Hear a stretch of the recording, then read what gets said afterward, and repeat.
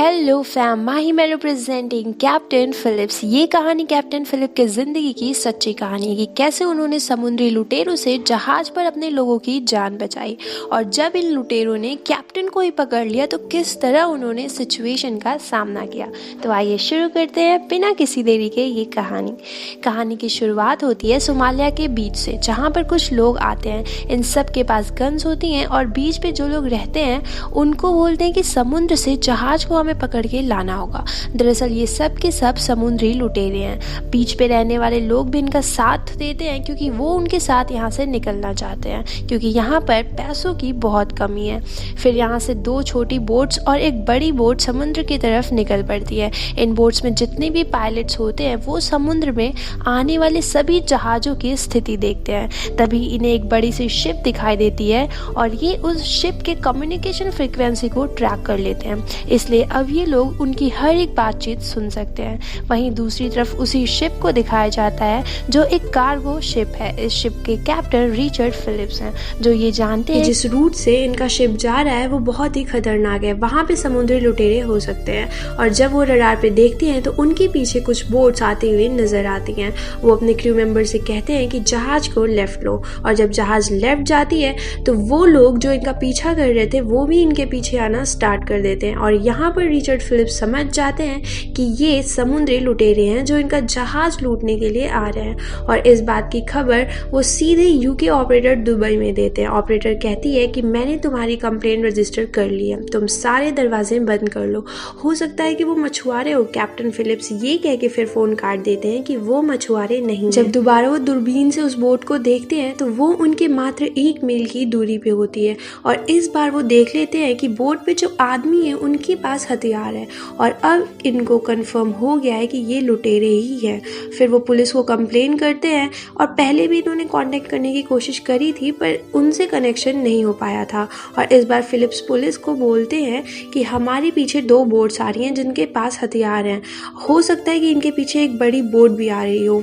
दरअसल फिलिप्स को पता होता है कि लुटेरे इनकी बात सुन रहे हैं, लुटेरे सारी बात सुन रहे होते हैं। और अगले पल फिलिप्स आवाज़ बदल के बोलते हैं कि 5 मिनट तक आर्मी के हेलीकॉप्टर वहाँ पे पहुँच जाएंगी।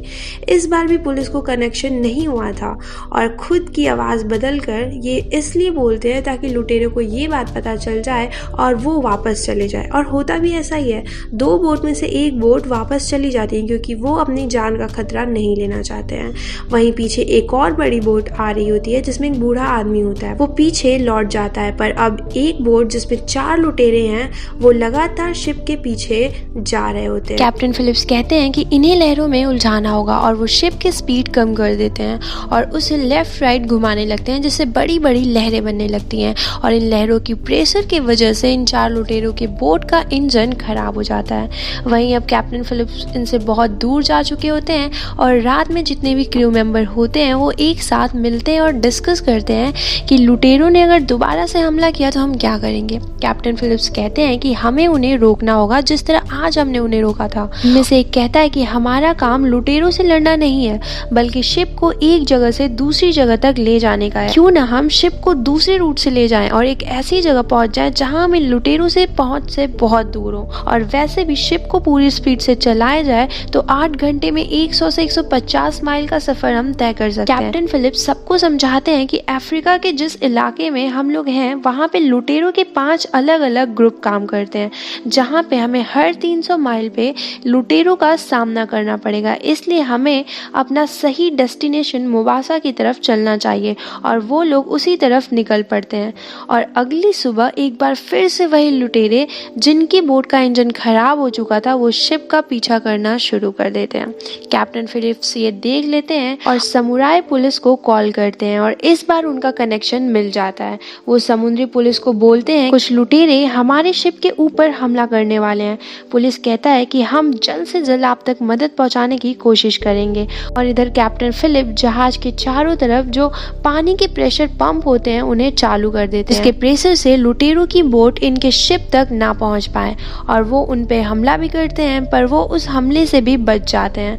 अब चारों लुटेरे इनके शिप के ऊपर पहुंच चुके हैं। कैप्टन फिलिप समझ जाते हैं कि अब इनका जहाज उनके कब्जे में है, इसलिए वो टेलीफोन से अपने लोगों को अनाउंस करते हैं कि सब के सब नीचे इंजन रूम में छुप जाए और जब तक मैं बाहर निकलने के लिए एक पासवर्ड ना बोलूं तब तक कोई भी बाहर ना निकले।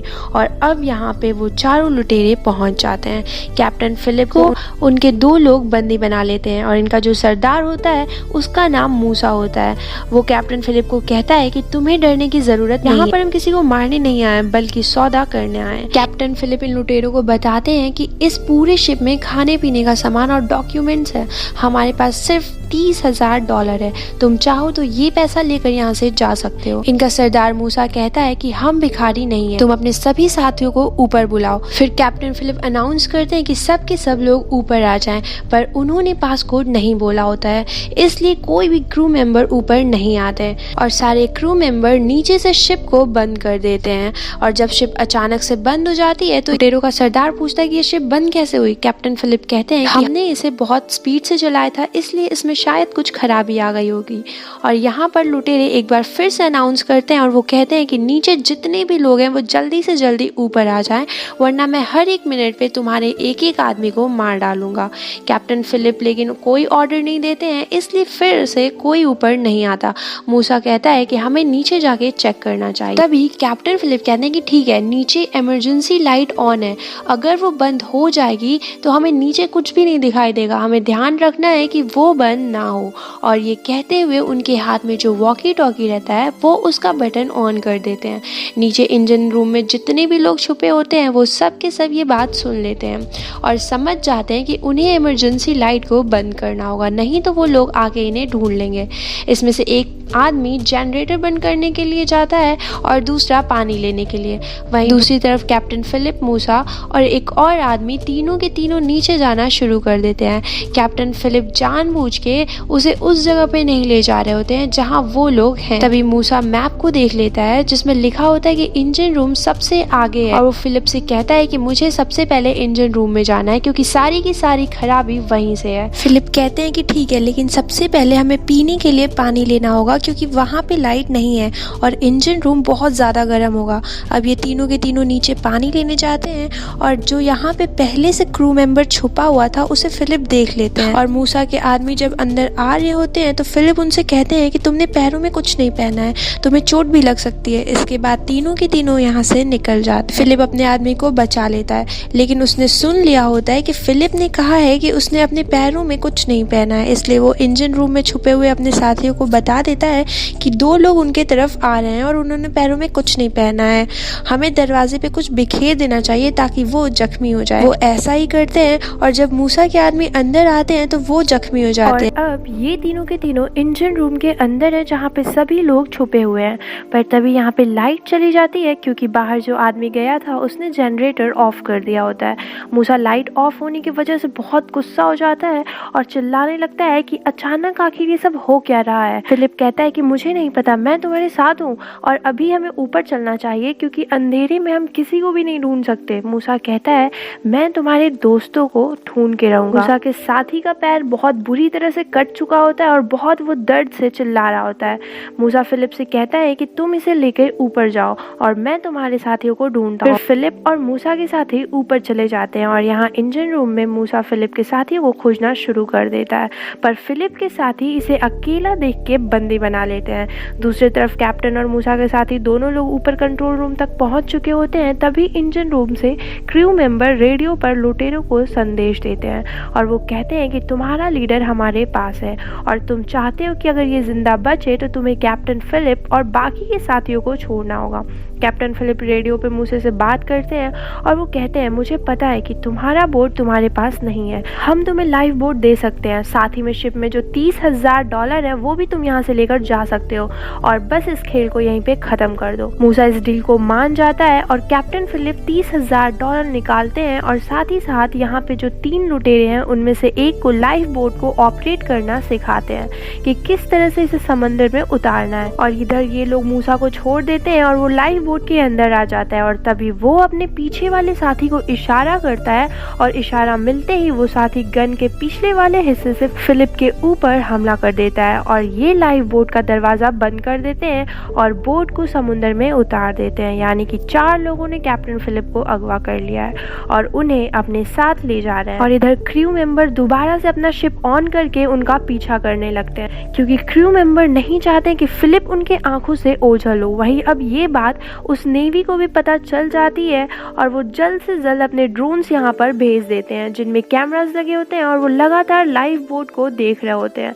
दरअसल लाइव बोट सीधा सोमालिया जा रही होती है जहाँ के ये सारे के सारे लुटेरे हैं और वहाँ जाकर फिलिप के कंपनी से पैसों की मांग करेंगे और साथ ही साथ ये चारों लुटेरे आपस में लड़ना भी स्टार्ट कर देते हैं क्योंकि इनके पास जो इनका नशीला पदार्थ होता है वो भी अब खत्म हो रहा होता है। इसलिए आपस में इनके बीच टेंशन बढ़ रही होती है। अब इनसे नेवी के शिप के कंट्रोल रूम से कांटेक्ट किया जाता है और जब ये चारों लुटेरे देखते हैं कि ये लोग इनके बहुत पास पहुंच चुके हैं तो ये बिल्कुल घबरा जाते हैं और घबरा के बोलते हैं कि देखो हम कोई आतंकवादी नहीं है, हम मामूली से मछुआरे हैं। पर वो कैप्टन फिलिप को छोड़ना भी नहीं चाहते और कहते हैं कि हम कैप्टन फिलिप को तभी छोड़ेंगे जब हमें $10 मिलियन दोगे। मूसे को बताया जाता है कि ये इतना आसान नहीं है, इसमें वक्त लगता है, तब तक हम तुम्हें खाना और पानी देने आना चाहते हैं। मूसे इस बात के लिए मान जाता है क्योंकि उनके पास खाना और पानी की कमी होती है। कुछ ही देर में उस नेवी की छोटी छोटी बोट्स उनके पास आ जाती हैं और वो कहते हैं कि पहले हम कैप्टन फिलिप को देखना चाहते हैं। फिर वो कैप्टन फिलिप को बाहर लेकर आते हैं और कैप्टन फिलिप उस नेवी से पूछते हैं कि क्या मेरे फैमिली को पता है कि मैं कहाँ पर हूँ। नेवी कहती है कि हाँ, हम उन्हें पल पल की खबर दे रहे हैं। कैप्टन फिलिप कहते हैं कि ठीक है, उन्हें पता होना चाहिए कि मैं लाइफ बोट के सीट नंबर 15 पर बैठा हुआ हूँ। दरअसल ये एक तरह से नेवी को इंडिकेशन होता है कि वो लाइफ बोट के सीट नंबर 15 पर बैठे हुए हैं। मूसे के साथी जब देखते हैं कि कैप्टन फिलिप लगातार उस नेवी से बात कर रहा है तो कैप्टन फिलिप के कान के पास फायरिंग करता है और उसे अंदर खींच लेता है। वो कहता है कि तुम्हें उनसे ज्यादा बात करने की जरूरत नहीं। और यहाँ जब नेवी वाले गोली की आवाज सुनते हैं तो वो अपनी बोट को वापस बुला लेते हैं। मूसे को रेडियो पे कॉल किया जाता है ये जानने के लिए कैप्टन फिलिप ठीक है या नहीं। कैप्टन फिलिप कहते हैं कि हाँ, मैं ठीक हूँ। और अब यहाँ पे रात हो गई है। बहुत जल्द अब ये लोग सोमालिया पहुंच जाएंगे। अगर ये सोमालिया पहुंच गए चाह के भी कैप्टन फिलिप को कोई खोज नहीं पाएगा। कैप्टन फिलिप मूसे को कहते हैं कि मुझे टॉयलेट जाना है। वो उसे टॉयलेट जाने की इजाजत दे देते हैं और बाहर वो लुटेरा खड़ा होता है जिसके पैर में शीशा चुभा हुआ था। कैप्टन फिलिप उसे पानी में धक्का दे देते हैं और दूसरी साइड खुद भी कूद जाते हैं और वहाँ पे उस नेवी को पता चल जाता है कि पानी में कोई 2 लोग कूदे हैं, लेकिन अंधेरा होने की वजह से कंफर्म नहीं कर पाते। इससे पहले कि यूएस नेवी कोई एक्शन ले पाए ये लुटेरे कैप्टन फिलिप तक पहुंच जाते हैं और उसे दोबारा से पकड़ के लाइफ बोट के अंदर ले आते हैं। अब यहाँ पे हेलीकॉप्टर लाइफ बोट के चारों तरफ पहुंच चुकी है और उसे घेर लेती है। इन्हें बताया जाता है कि चाहे तुम कुछ भी कर लो, तुम्हें सोमालिया जाने नहीं दिया जाएगा। अगर तुम कैप्टन फिलिप को छोड़ देते हो तो हम तुम्हें यहाँ से सही सलामत जाने देंगे। पर ये लुटेरे जानते हैं कि ऐसा कुछ भी नहीं होने वाला है, इसलिए मूसा गन पॉइंट पे कैप्टन फिलिप को बाहर ले जाता है। इसके बाद रेडियो पे कहता है कि अगर किसी ने जरा सी भी चालाकी की तो मैं इस कैप्टन को यहीं पे मार दूंगा। वहाँ एक कैप्टन बताता है कि मैंने तुम्हारे बॉस से बात कर ली है। साथ ही साथ वो इन चारों का पूरा नाम और आईडी भी बता देता है। वो कहता है कि तुम्हारा बॉस डर चुका है, अगर तुमने ये कहानी यहीं खत्म नहीं की तो फिर बहुत बुरा होगा और हम तुम्हारा सौदा मानने के लिए तैयार हैं। तुम में से किसी एक को हमारे पास आना होगा।